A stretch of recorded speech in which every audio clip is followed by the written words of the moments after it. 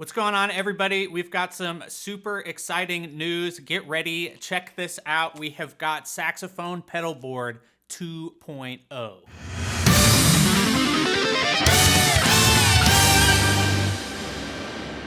This is Tyler Anderson with GetASax.com, where you can get the best saxophone mouthpieces and saxophones. So we did a series of videos when we started this YouTube channel on how to use guitar pedals with the saxophone.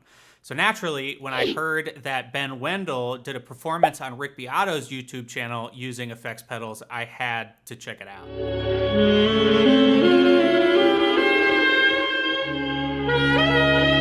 When I checked out this video, I was honestly really inspired.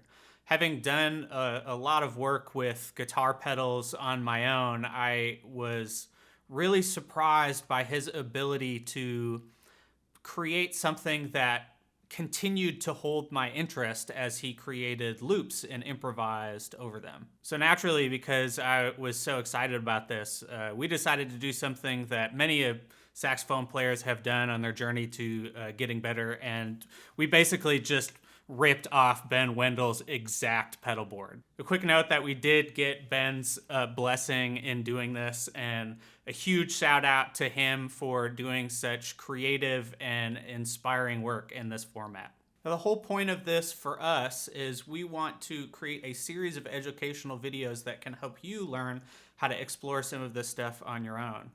I have been using effects pedals with the saxophone for 6 or 7 years now, and I still get a lot of questions from people who are confused about how to do it, not just from an equipment standpoint, but also once you get the equipment, how do you actually use it? What are ways that you can use a pedal board live? What are ways that you can use a pedal board just messing around at home or use it as a tool for composition? So we're gonna create a video series that dives into all of that.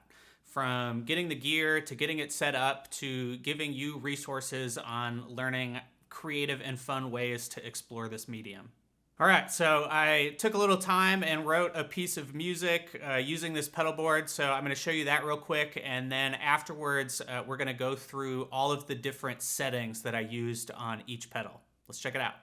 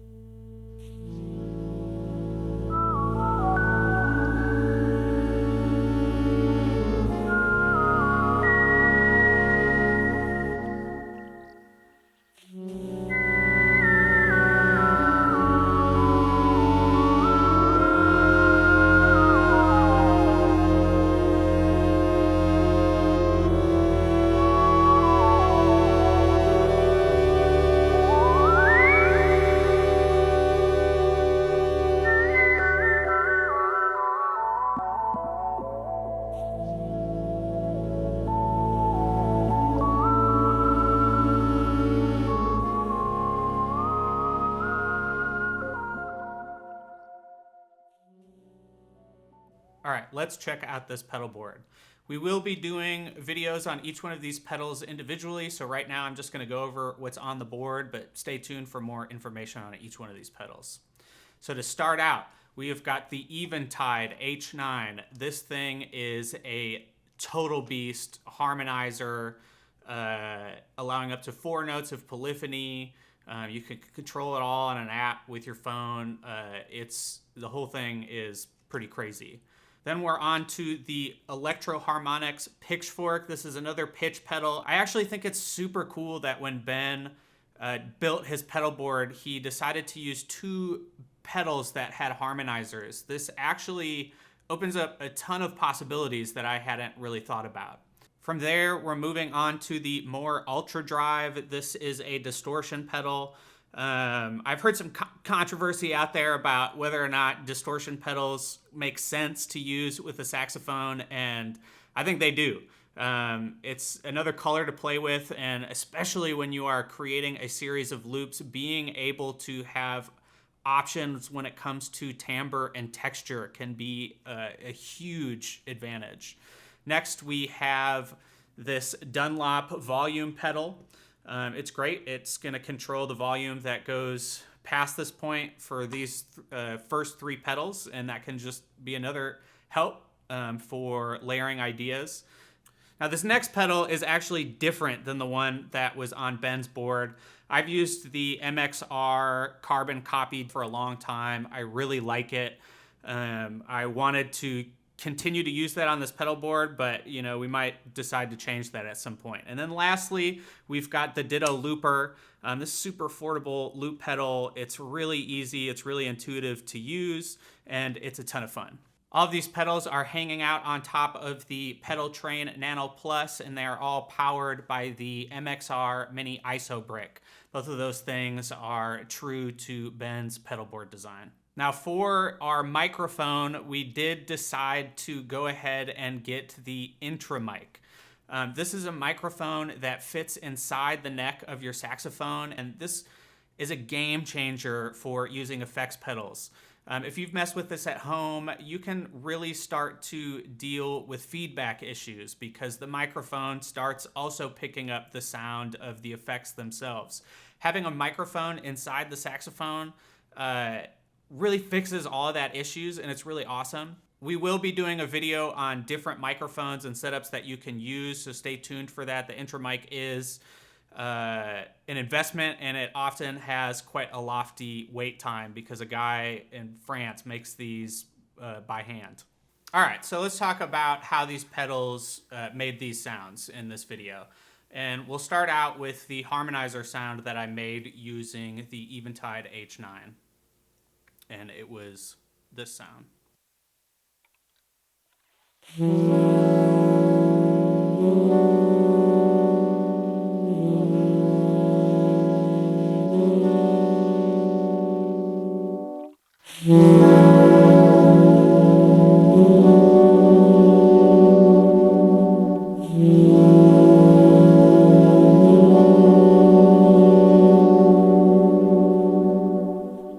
So it ends up being a really cool sound, and the H9 is a total beast. There's so much that you can do on it. We're going to create a lot of videos about this pedal, giving you different settings to try, but I thought it would be fun and helpful in each of these videos to just fully break it down in case you have the H9 or you want to get it and you want to get this kind of sound, and you're able to control this whole thing inside of an app on your phone.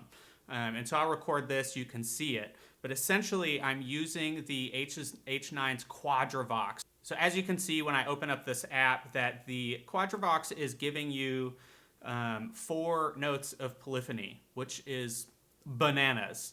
But what's really cool is you can set that stuff to a certain key and also to a certain mode. So for this sound, I set the key to E, and I set the mode to Dorian, and then I placed the pitches, pitch A on the 2nd, pitch B on the 4th, pitch C on the 6th, and pitch D on the octave. I'll sit down at the piano a little bit and show you as I played all the notes that ended up appearing with that note. All right, in case you want this level of detail, we're going to go in and explain exactly what pitches the harmonizer is reaching. Remember that we are in that E Dorian scale. And we have the harmonizer playing the second, fourth, sixth, and octave of whatever the root note is. Just a heads up on whatever note that I'm playing at the bottom on the keyboard, that is the pitch that I am playing on the saxophone. All right, let's check it out.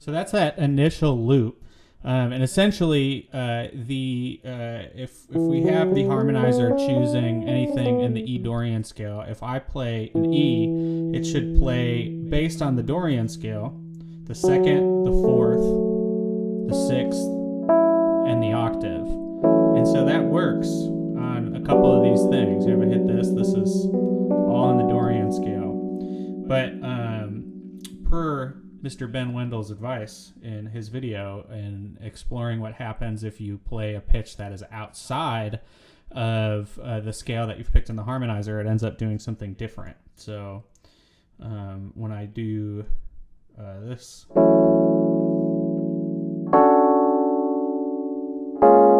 so this pitch is not in the E Dorian scale. And essentially, I think it's deciding to move it to A flat Dorian and building something off of that. So it's kind of interesting. I do it in one other place. Here we go from here, and then I move. This pitch is also not in E Dorian, and I think it's just deciding. The pedal is like, okay, we're gonna do something in E flat Dorian now. Yeah, I don't know. It kind of built some cool possibilities. So after I did that initial loop on the Ditto looper, I gave myself a little bit of time to improvise. I kept that carbon copy analog delay pretty much engaged during the entire performance. And so the next part, which is where the bass comes in, happens on the electro harmonix pitch shifter. And essentially, I have it on setting number 2, which is all the way at the end, where it gives you different octave settings. And there's this cool option on this pedal where it has dual options. I have the switch clicked all the way to the bottom, and that ends up giving you that really, really low bass sound.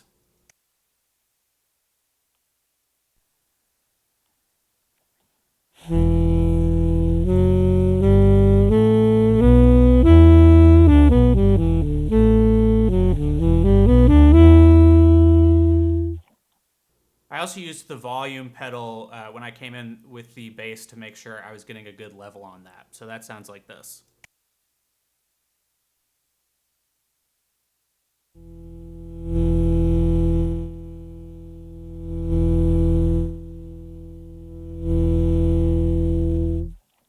All right, so we're going to check out the part that comes up when the bass comes in. I'm not going to play stuff in the exact right off it on the keyboard, but it'll give you an idea of fully kind of harmonically what is happening.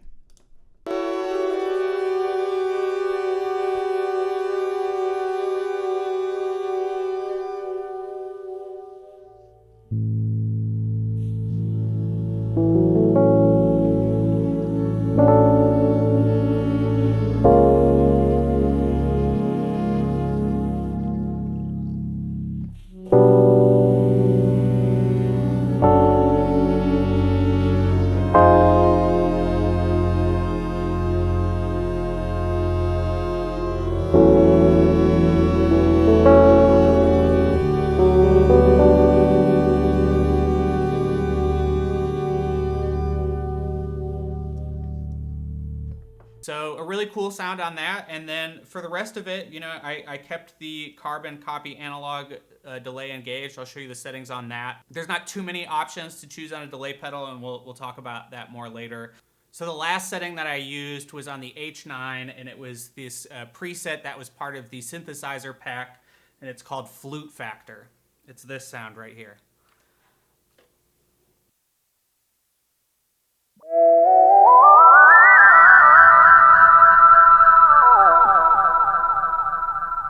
So the reason that you can't hear the saxophone when I play that preset, I have the pedal board running to my Roland keyboard amp that is back here, and that is what is giving me sound in the room.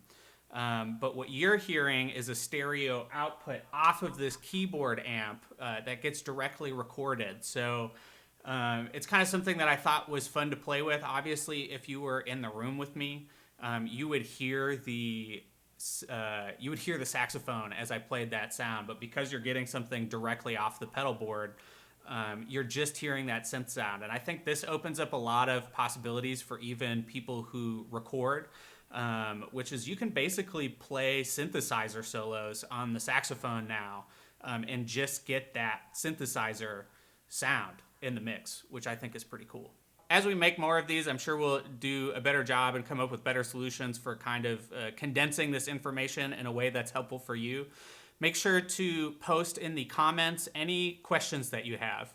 We want to be a real resource in the space for everybody, so I will take time each week to hop on and answer people's questions. So yeah, hop in there, and we look forward to getting you more information on all of this.